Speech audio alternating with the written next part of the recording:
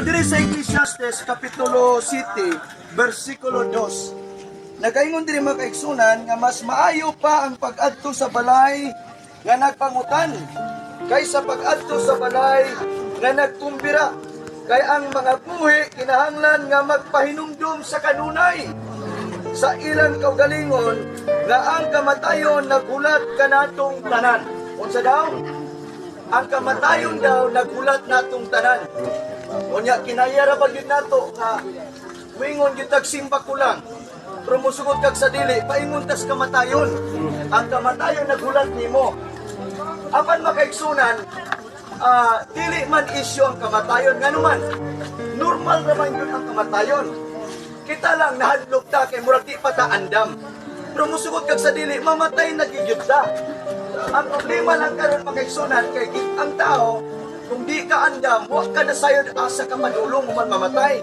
Muna nga usay ang atong rason, mingon na nita nga, ambot lang ka, Brad. Ayan ang tingaling mamatay na ko. Igsoon, dili na pwede nga mingon tag ambot. Kinalag siguraduhon nimo. Lisod ba yan kayo kung sakay kagpas, hindi mo masaon ang daratula. Kung yung magtong kagagayan, kung yung nakabutang ito marawi, hindi na pwedeng buntot-buntot yung manalagpa ka ba hindi mo abot kong kagayan. Siguraduha na eksakto yun ang imong destinasyon.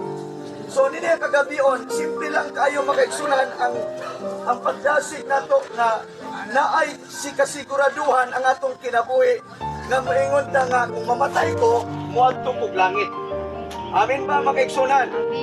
Kaya lang kita proud ta sa itong kaugalingon nga kung mamatay ka unya, ugma o sunod adlaw sa tuig, nga ikaw mismo, garbo ni mo sim kaugalingon, nga kung mamatay ko, muadto gyud kog langit. Kaya kung may ka nga ambot lang ka, Brad, maunay pinagka-terrible sa imong kinabuhi, kaya ikaw mismo, wag ka nasayod. Nagtululang kabutang nga gusto na kong ibilin ninyo karon.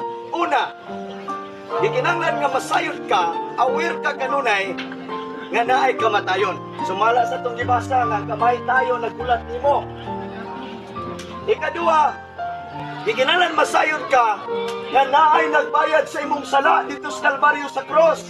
Amen. Amen. Bitoo bata nga si Kristo namatay sa Kalbaryo sa cross. Amen. Aron nga ikaw lugaton sa imong sala. Ikatulo makaigsunan, kinanglan nga aware ka, ikinanglan nga conscious ka kanunay, nga there is heaven. Dunay eternal life nga gisaad ni Jesus Christ alang kanimo, alang kanako. Dili reliyon nagsaad. Are you with me? Amen. Walay reliyon nga mopasalig nga matugag langit. No, sa statistics survey, there are more than 3,000 names of religion. But I tell you, each of them could not guarantee to give us eternal life. But the only name of Jesus, there is only one name that can save us to those who believe Him. Ngalan lang ni Ginoong Hesukristo. Kita ba tanan mito ni Jesus Christ? Pataas daw kamot.